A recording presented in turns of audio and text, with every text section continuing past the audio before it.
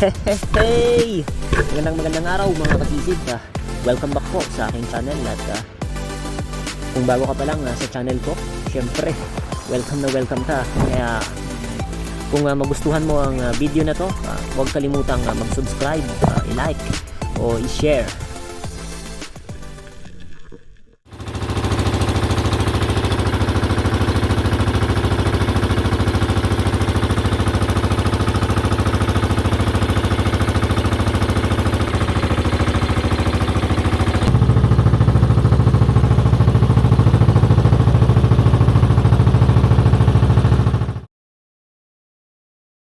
Isang magandang araw mga kasisid. At ngayon po, samahan nyo ako. Solo dive lang sa pamamana dahil ito yung ating hanap buhay mga kasisid. Kaya, let's go!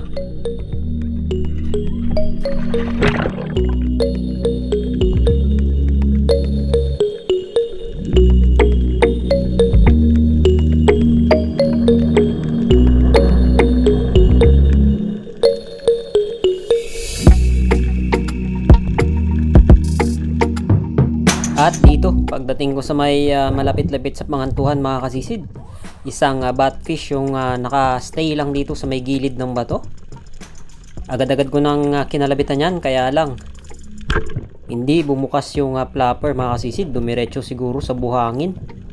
Kaya nakawala yung batfish na yan. Move on tayo mga kasisid. After ko mag-reload ay nag-try naman ako mag-ambush dahil malabo-labo yung visibility. At dito napakaraming dalagang bukid mga kasisid, malalaki na. Kaya tinarget ko na yung isa nung walang isda na malaki-laki na lumapit. At ito, pwede nang pagtyagaan to. Ito yung ating unang isda. Isang dalagang bukid.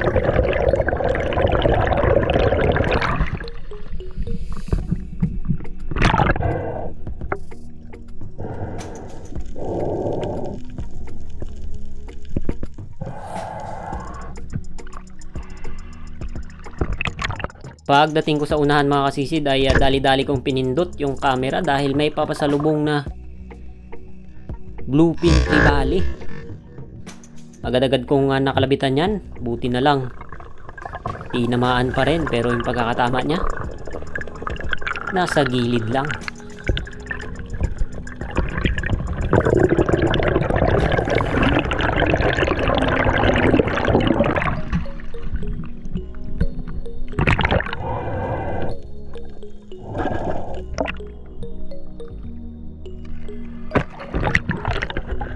Pagdating sa unahan mga kasisid, meron ako nakitang malaking bato.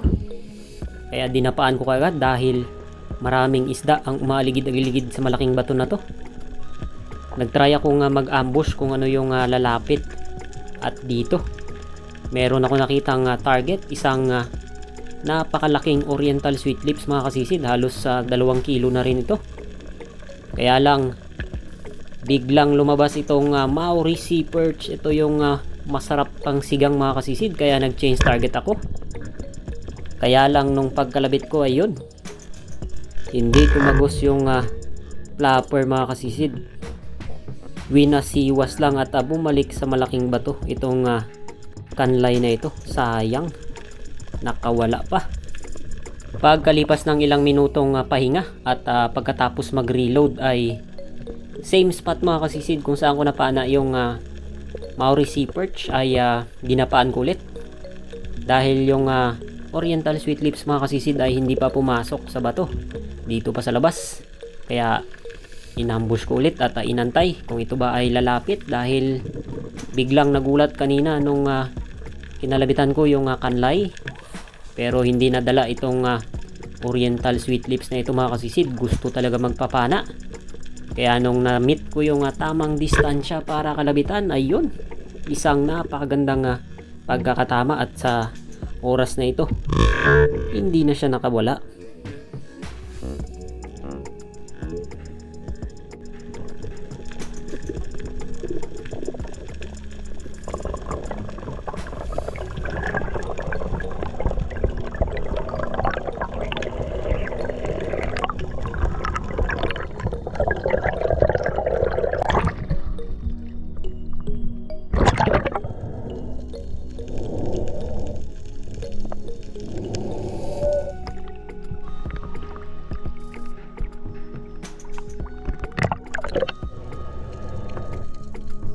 Another dive mga kasisid, same spot dito pa rin kung saan ko napana yung kanlay at oriental sweet lips ay dinapaan ko ulit dahil merong mga putian na dumating. At pagkalabit ko ayun, hindi na naman tumagos, masyado pang malayo mga kasisid. Kaya move on tayo, same spot. Itong mga Big Eye Emperor ay na-curious, biglang lumapit nung ako'y nag-a-ambush, kaya kinalabitan ko na yung isa. Pero nakailag. Talagang mahirap panain itong Big Eye Emperor na ito dahil malaki yung mata, ang bilis ng reflexes. Kapag kaalanganin yung distansya ay hindi basta-basta tatamaan. At nung mga ilang minuto pa, nung nabulabog ko na yung malaking bato, eto, sinilip ko na kung saan pumasok yung kanlay kanina. Dahil nasugatan, baka dito lang siya tumatambay. At pag silip ko mga kasisid, hindi ako nagkamali, talagang nandun lang sa ilalim. Kitang kita kahit wala akong flashlight. Pero alanganin yung position, hindi ko maano yung pana, hindi ko matutok. Kaya kumuha muna ako ng hangin dito at nag-isip at humanap ng ibang butas na pwedeng sisilipan na makita siya.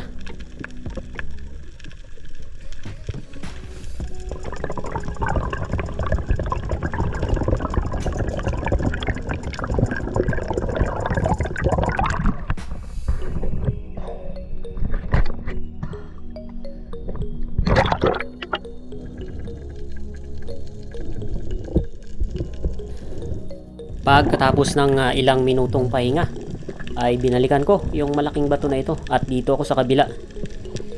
Nagbaka sakaling makita dito ko sinilip.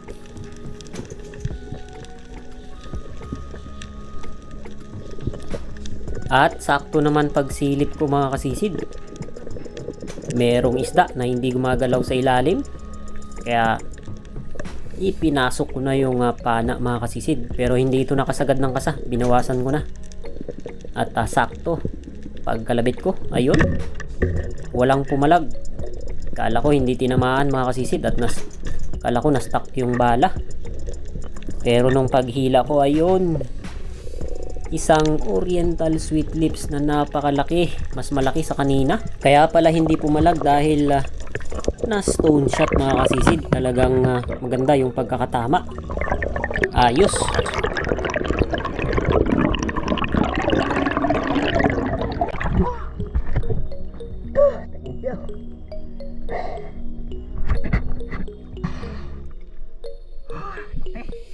Buti na stone shot.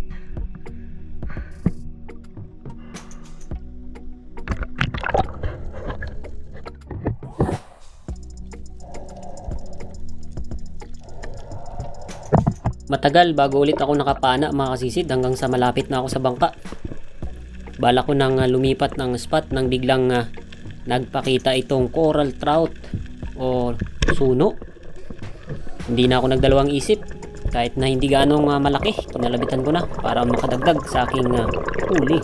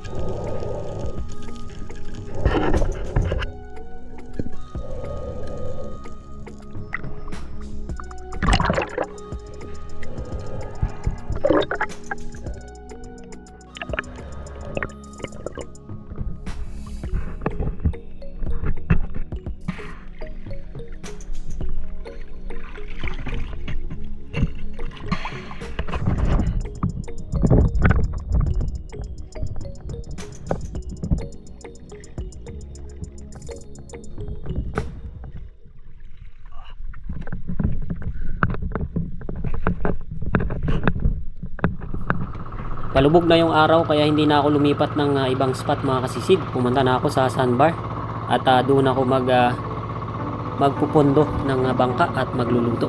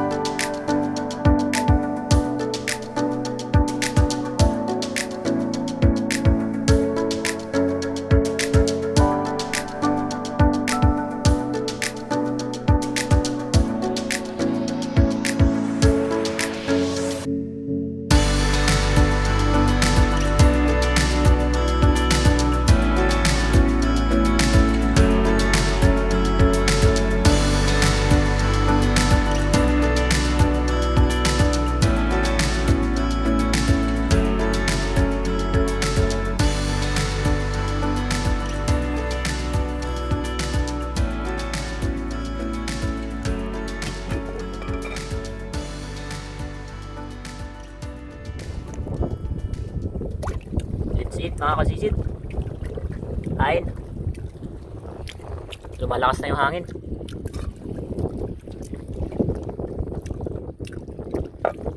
Sinigang. Bumaliktad ang balat dahil payat. Mukhang uulan pa ata. Lakas ng hangin.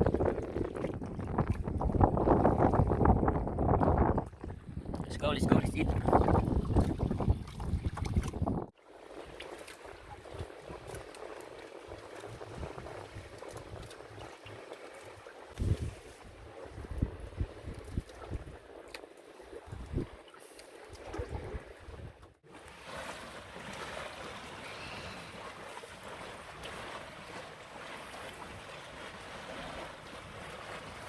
Good night.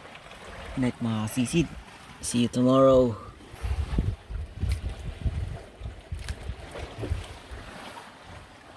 Hindi pa ako nakakatulog nang biglang umulan. Kaya medyo nilamig tayo dito pero hindi tayo nabasa mga kasisid dahil merong trapal itong ating bangka sa magkabilang gilid. Kaya kahit na medyo mahangin ay hindi tayo mababasa.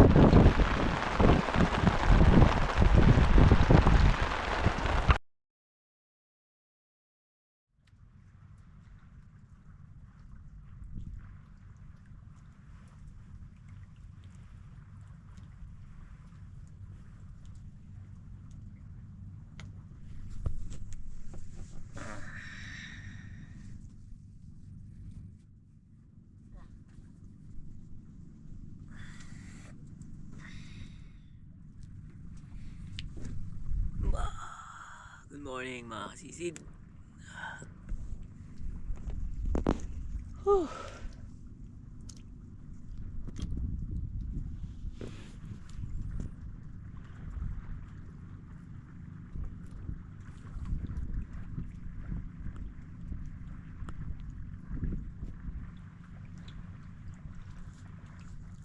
Grabe.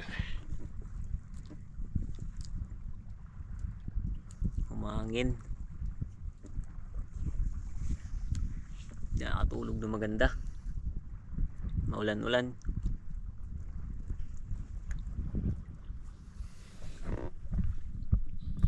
Bago pa lang lalabas yung araw mga kasisid ay sumisid na ako dahil hinahabol ko yung high tide o dapat hindi ako maabutan ng low tide kapag pumasok sa ilog dahil mababaw na yung ilog kapag low tide mga kasisid. Mahirapan yung bangka pumasok.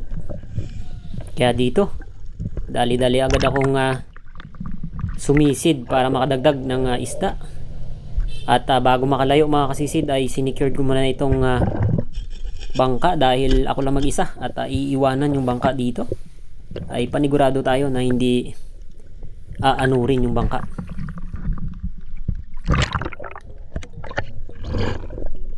Hindi na ako umalis dito sa sandbar. Dito na ako namana dahil malabo din yung ibang spot dahil lumakas kagabi yung hangin, kaya nalughog na naman yung mga alikabok sa ilalim. Kaya ito mas malabo dito sa sandbar mga kasisid, pero tsinagaan pa rin natin.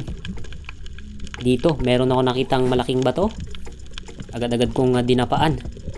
Meron agad lumapit na mga unicorn fish o yung suran, pero biglang nagulat nung lumabas itong Maori sea perch mga kasisid. Hindi lang gaanong maaninag dahil malabo sa may unahan. Sumugod pa palapit sa akin itong kanlay, kaya agad-agad kong nakalabitan ito dahil sobrang lapit mga kasisid. Hindi niya ako gaanong maaninag dahil medyo malabo nga yung tubig. At sakto naman pagkalabit ko, ayun, tumusok pa sa bato. At marami pa naman tayong hangin dito, kaya sinubukan nating tanggalin at buti na lang natanggal naman.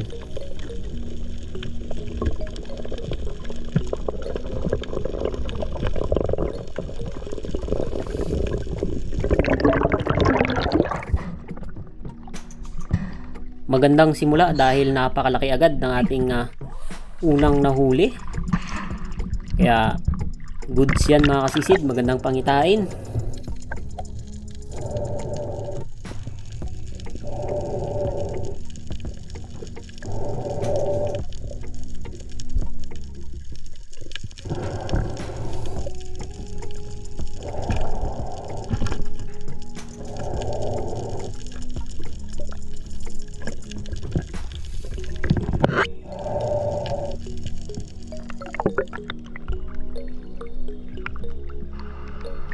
Binaybay ko lang yung pangantuhan ng isla na ito.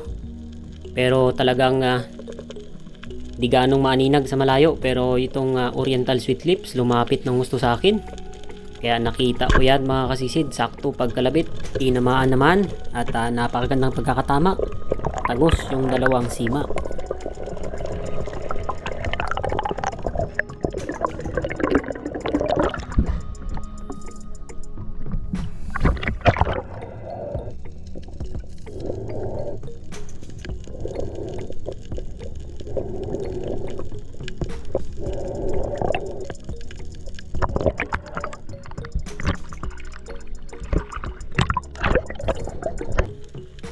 At sumunod na mga dive ay ganito yung mga sitwasyon ng pangantuan dito mga kasisid.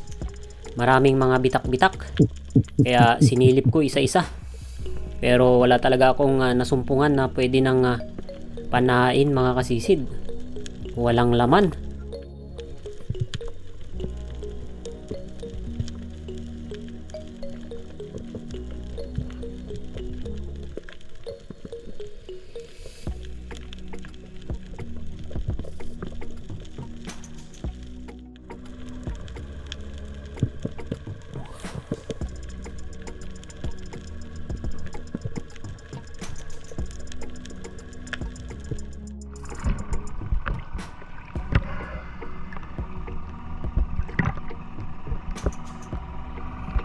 At dito mga kasisid, meron ako nakikitang mga labahita.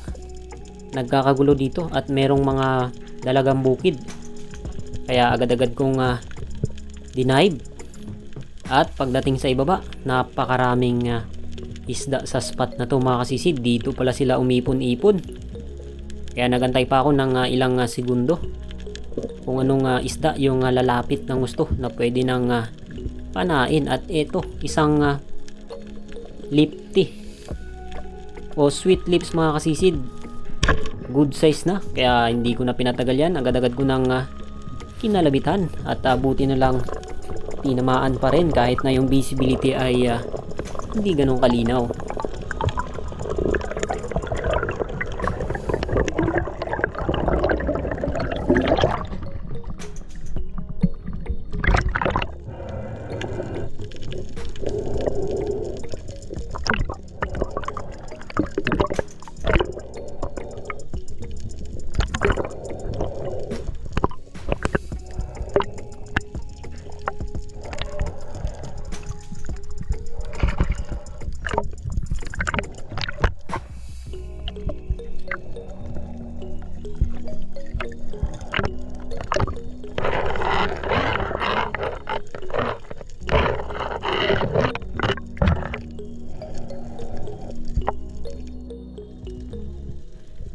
Same spot mga kasisid kung saan ko napana itong lipty.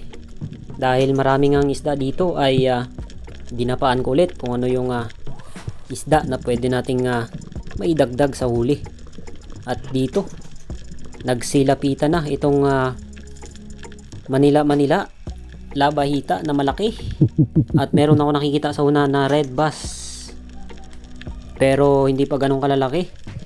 At yung target ko dito ay isang Maori sea perch na good size na mga kasisid. Kaya matyaga kong inantay dahil nabulabog na kanina.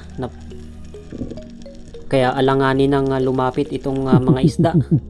Pero itong Maori sea perch mga kasisid ay lumapit talaga ng gusto. Kaya nakalabitan natin yan at sakto. Pag pull natin ang trigger, sakpul na sa pool.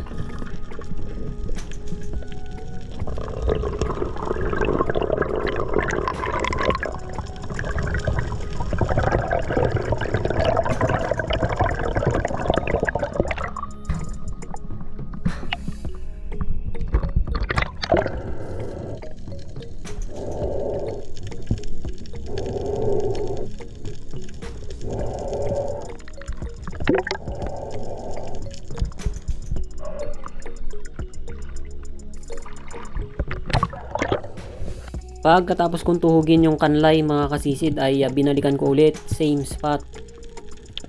Dahil yung mga isda ay nandito pa rin, hindi pa rin umaalis. At this time, ito na yung target ko. Isang surgeon fish mga kasisid o labahita dahil malaki na. At yung ibang isda ay maliliit na kesa dito sa labahita. Kaya ito na yung aking pinana.